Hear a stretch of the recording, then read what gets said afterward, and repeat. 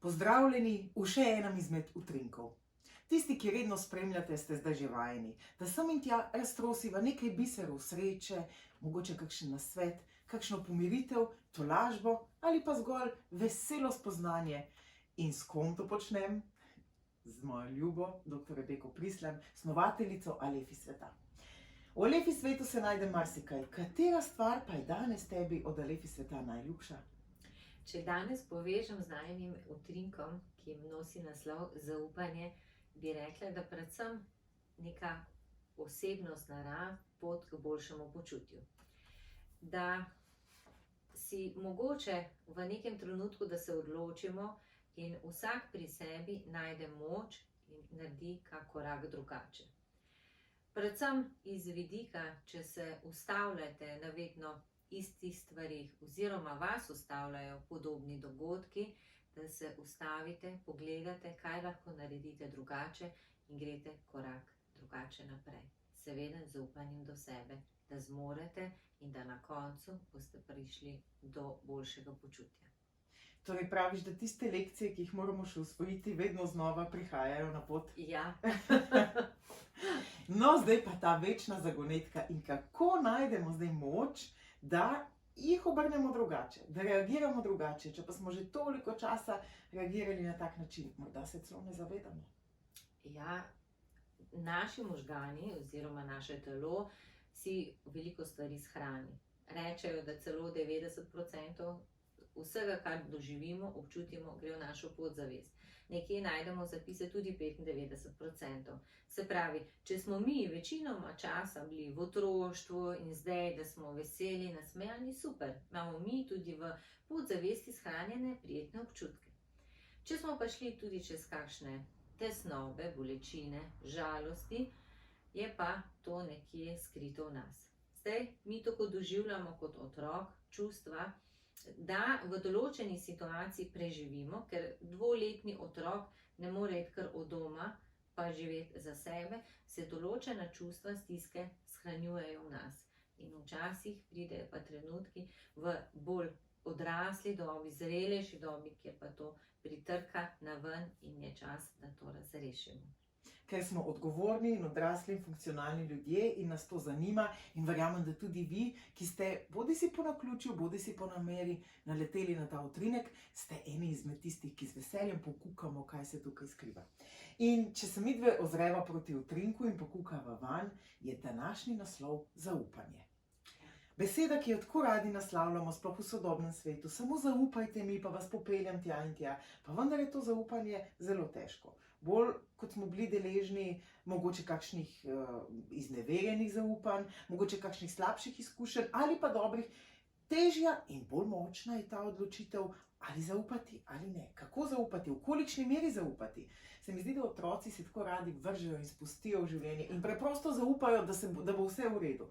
Tudi ko grejo malčki po toboganu in jih opazuješ, včasih smo mame bolj prestrašene, kot pa oni sami. Oni se spustijo, ne glede na to, kaj jih čaka dol, ker zaupajo, da bodo zmogli ta izziv in da bo na koncu žur.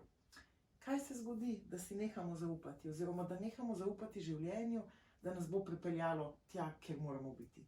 Izkušnje, pretekle. Zdaj, verjamem, da vsak od nas je bil že kdaj prizadet, razočaran, mogoče tudi iz vidika ali sodelavcev, prijateljev, sošolcev. In kaj se potem v nas zgodi? Mi se lahko zapremo in ko pride neka nova oseba, se nam sproži tista stara epizoda in tudi novi osebi včasih ne damo priložnosti, da pride bližje k nam, ker smo mi imeli pretekle slabe izkušnje.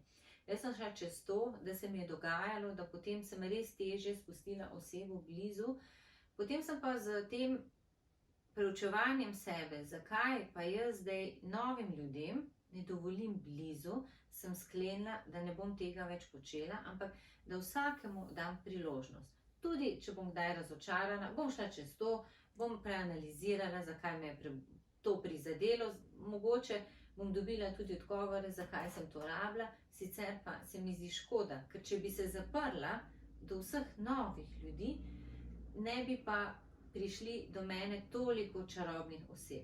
In če jih pride 10 čarobnih, pa ena, ki mi da nekšno dodatno lekcijo, mogoče malo žalosti, je vredno.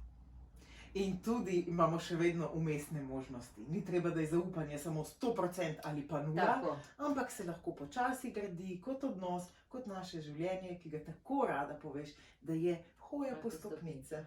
Res. In stopnička je prišla na to, da se poglobiva v najin utrinek zaupanje. Izvoli, Rebeka. Hvala. Zaupanje. Zaupaj sebi. Verjemi vase. Deluj iskreno in srčno. Ne obupaj zaradi preteklih izkušenj. Pojdi naprej in ustvarjaj nove, lepe zgodbe. Prisluhni sebi. Sledi poti, ki te navdihuje. Ti to zmoreš, zato se ne boj. Pogumno stopi naprej. Potuj z ljubeznijo in toplino. Vedno si vzemi čas za prijaznost in nasmeh. To pa je res neke vrste tvoje vodilo. Prijaznost in nasmeh, da ga najdemo tudi v trenutkih, ko je morda malce težje in da s tem oplemenitimo življenje, koliko se pač da iz nas, tudi komu drugemu. Res je. In kaj zaupava, da se bo zgodilo v prihodnosti, midve? Zaupava, da naj jo življenje vodi pogumno in mogočno naprej, da naj jo čakajo lepe izkušnje in čudoviti, ne samo novi utrinki, čudoviti tudi posebni, dragoceni, iskreni dogodki, spoznanja, zadovoljstvo. In ljudje, ki delamo Vse življenje ljudje. tako zelo živahno. Tako da vsi tisti dragi, ki ste nas zasledili, zaupajmo, da je to prava stvar in da so te minute ponudile vsaj kakšen lep trenutek, kakšno spoznanje ali pa namero, da bomo malce drugače postopali, ko nas kakšna trhla situacija najde tudi naprej. Zaupajmo, da je življenje lepo in tudi, če nas kdaj hoče kdo prepričati v drugače, lahko zaupamo, da imamo prav. Ko delujemo srčno in iz srca, si zaupajmo sebi, da delamo prav, delamo tako, kot znamo. In ko res seveda preučimo vse stvari, pozitivne strani, negativne stvari pri kakšnih novih odločitvah, novih nakupih, in ko to vse preučimo, se odločimo in iz srca in preudarno in vemo, da smo naredili prav. In nam nikoli ne bo treba nazaj gledati, kaj bi lahko naredili drugače, ker smo takrat zaupali sebi, da smo delovali s svojim najmočnejšim in znanjem in občutki in vedenjem. Zdaj se mi pa poraja vprašanje. Včasih nam naši občutki in vedenje govorijo malo drugače, kot pa razčlenjenje ali pa racijo. In pri teh odločitvah pa lahko je to samo nakup kavča. Vse je super, je v akciji, dobro je, fino je, ujemajo se mere, ampak nam nekaj govori, da mogoče ni še prava stvar. A takrat poslušati ta občutek ali ne? A nas znajo prevarati? Pravijo, da tale razum, oziroma ko mu rečemo ego, je zelo fajn imeti ob sebi, ampak moramo paziti, da nas preveč ne vodi. Jaz tako pravim, če smo dogovorjeni za neko srečanje in imamo nek občutek, joj, pa bi ga prestavili. In ko se potem vozimo, pa imamo na poti same rdeče luči, pa premislimo, če mogoče res ne bi tega srečanja prestavili. Predvsem je pa, da poslušamo sebe. Se pravi, ti polagaš vse upe na ta naš notranji občutek. Ja. Iz izkušenj veš, ne? Da ga je vredno poslušati. Vse včasih tudi meni ne uspe, mi tudi razum je tisti, ki premaga, ampak se mi je že zgodilo, da določene stvari, ki jih hočem mogoče tudi v poslovnem svetu za nek razvoj kupiti, rečeva eno aparaturo in si jo zberem, pa rečem čez par, zdaj bom pa izvedla nakup in je ni več. Razprodana. In potem spoznam, da čez en mesec pride pa nov model, ki je mogoče kjer je res majhna razlika v ceni, ampak ponuja pa več funkcij. Tako da včasih je dobro zaupati sebi, oziroma tistemu, ki nas pelje, če ni neki na zalogi, da se s tem preveč ne obremenjujemo in da počakamo, da pride ponovno v prodajo. Ker vse pride v prodajo in želim vam uspešne nakupe pri tem, ko trgujete z lastno srečo in nasmehi. Predvsem pa iskreno, da zaupamo življenju, da nas je postavil na tisto mesto, kjer moramo biti.